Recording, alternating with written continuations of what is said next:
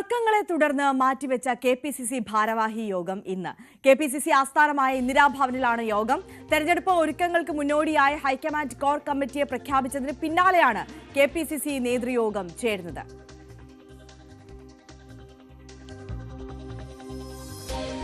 V Arun കൂടുതൽ വിവരങ്ങളുമായി ചേരുകയാണ്. അരുൺ, നമുക്കറിയാം ഹൈക്കമാൻഡിന്റെ കർശനമായ താക്കീത് ലഭിച്ചതിന് ശേഷം ചേരുന്ന ഒരു യോഗമാണ് എന്നുള്ളത്. ഇത്തരത്തിൽ അനൈക്യത്തോടുകൂടി മുന്നോട്ട് പോയാൽ അത് തെരഞ്ഞെടുപ്പിൽ വലിയ തിരിച്ചടി നേരിടേണ്ടി വരുമെന്ന് രാഹുൽ ഗാന്ധി തന്നെ നിർദ്ദേശം നൽകിയ ഒരു സാഹചര്യം മുന്നിലുണ്ട്. അതിനുശേഷം ഇനി എന്തായാലും തെരഞ്ഞെടുപ്പ് പടിവാതിക്കൽ എത്തി നിൽക്കുന്ന ഒരു സമയമാണ്.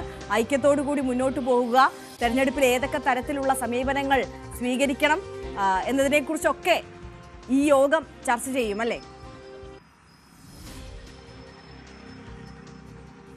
ആര്യ, അനിശ്ചിതമായി നീണ്ടുപോയിരുന്നു കേരളത്തിലെ കെപിസിസിയുടെ പുനഃസംഘടന. ഇപ്പോഴും അത് പൂർത്തിയായിട്ടില്ല. 59 പേരുടെ ജംബോ പട്ടിക എന്ന് തന്നെ പറയാവുന്ന കെപിസിസി ജനറൽ സെക്രട്ടറിമാരുടെ പട്ടിക, 59 ജനറൽ സെക്രട്ടറിമാർ മാത്രമുള്ള ഒരു പട്ടിക രണ്ടാഴ്ച മുമ്പ് ദേശീയ നേതൃത്വം പ്രഖ്യാപിച്ചിരുന്നു. അതിലെ തർക്കങ്ങൾ ഇതുവരെ അവസാനിച്ചിട്ടില്ല. പല നേതാക്കൾക്കും തങ്ങളുടെ പ്രാതിനിധ്യം, തങ്ങൾ പറഞ്ഞ പ്രാതിനിധ്യം കിട്ടിയിട്ടില്ല, തങ്ങൾ അവഗണിച്ചു എന്ന പരാതിയുണ്ട്. കഴിഞ്ഞ ദിവസം രാഹുൽ ഗാന്ധി ഹൈക്കമാൻഡും സംസ്ഥാന നേതാക്കൾ ചർച്ചയ്ക്ക് വിളിച്ചിരുന്നു. വലിയ എതിർ ശബ്ദങ്ങൾ, വിമർശനങ്ങൾ, നേതാക്കൾ പരസ്പരം കുറ്റപ്പെടുത്തുന്നതൊക്കെ അവിടെ നടന്നിരുന്നു. ഇങ്ങനെയാണോ സംസ്ഥാന സർക്കാരിന് വലിയ എതിർവികാരമുണ്ടെന്ന് പറയുമ്പോൾ എങ്ങനെയാണ് ഇങ്ങനെ തമ്മിലടിച്ചാൽ മുന്നോട്ട് പോകാനാവുക, ഭരണം പിടിക്കാനാവുന്ന ചോദ്യമാണ് രാഹുൽ ഗാന്ധി ചോദിച്ചത്.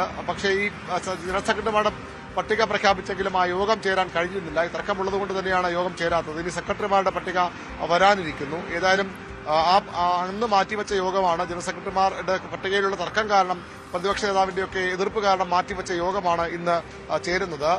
ഈ കൃത്യമായും കേരളത്തിലെ കോൺഗ്രസിന്റെ കടിഞ്ഞാൺ നിയമസഭാ തെരഞ്ഞെടുപ്പിൽ ഹൈക്കമാൻഡ് ഏറ്റെടുക്കുകയാണ്. ഈ ഹൈക്കമാൻഡ് നിർദ്ദേശപ്രകാരം കൂടിയാണ് ഇന്നത്തെ യോഗം.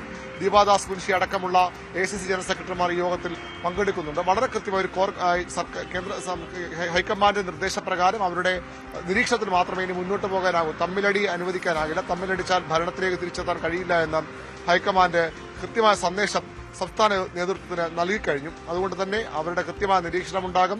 അത് തെരഞ്ഞെടുപ്പ് പ്രവർത്തനങ്ങളിലും അതിനു മുമ്പുള്ള തെരഞ്ഞെടുപ്പിന്റെ ഒരുക്കങ്ങളിലേക്ക് കോൺഗ്രസ് അക്ഷരാർത്ഥത്തിൽ കടക്കുകയാണ്. കെ.സി. വേണുഗോപാലും സംസ്ഥാന രാഷ്ട്രീയത്തിൽ സജീവമാകുന്ന സൂചനയായി കൂടി ഈ കോർ കമ്മിറ്റിയെ കാണണം. കോർ കമ്മിറ്റിയിലും അദ്ദേഹം സാന്നിധ്യമാണ്. അതുകൊണ്ട് തന്നെ കെ.സി. വേണുഗോപാലിന്റെ സംസ്ഥാന രാഷ്ട്രീയത്തിലേക്കുള്ള മടങ്ങിവരവിനും അത് വഴിയൊരുക്കുകയാണ്. ഏതായാലും ഇന്ന് ചേരുന്നത് കെപിസിസി നേതൃയോഗമാണ്. ആ യോഗത്തിൽ വളരെ പ്രധാനപ്പെട്ട തീരുമാനങ്ങൾ കോൺഗ്രസ് എടുക്കാൻ തന്നെയാണ് സാധ്യത. ഇനി കെപിസിസി സെക്രട്ടറിമാരുടെ പട്ടിക വരാനിരിക്കുന്നു. 59 ജനറൽ സെക്രട്ടറിമാരെങ്കിൽ സെക്രട്ടറിമാർ എത്രയെന്ന ചോദ്യം അക്ഷരാർത്ഥത്തിൽ വലിയ ചർച്ചയായി മാറിക്കഴിഞ്ഞു. അതും ഒരു ജംബോ പട്ടികയാകാതെ തരമില്ല. ആ ജംബോ പട്ടിക വന്നാൽ പോലും എല്ലാവരെയും തൃപ്തിപ്പെടുത്താൻ കഴിയുന്നില്ല എന്നാണ് കോൺഗ്രസിന്റെ ഇപ്പോഴത്തെ ഗതികേട്. ഏതായാലും ഇന്നത്തെ നേതൃയോഗത്തിലൂടെ പ്രശ്നങ്ങൾക്ക് പരിഹാരമാകുമെന്ന പ്രതീക്ഷയാണ് നേതൃത്വം മുന്നോട്ട് വയ്ക്കുന്നത്. ദീപാദാസ് മുൻഷി അടക്കം പങ്കെടുക്കുന്നതുകൊണ്ട് പരസ്പര വിമർശനങ്ങളുടെയൊക്കെ മൂർച്ച കുറയുമെന്ന പ്രതീക്ഷയും നേതാക്കൾ ഈ ഘട്ടത്തിൽ പങ്കുവയ്ക്കുന്നുണ്ട്.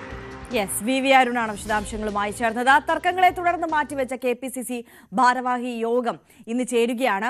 കെപിസിസി ആസ്ഥാനമായ ഇന്ദിരാഭവനിലാണ് യോഗം ചേരുക. തെരഞ്ഞെടുപ്പ് ഒരുക്കങ്ങൾക്ക് മുന്നോടിയായി ഹൈക്കമാൻഡ് കോർ കമ്മിറ്റിയെ പ്രഖ്യാപിച്ചതിന് പിന്നാലെയാണ് കെപിസിസിയുടെ നേതൃയോഗം ഇന്ന് ചേരുന്നത്.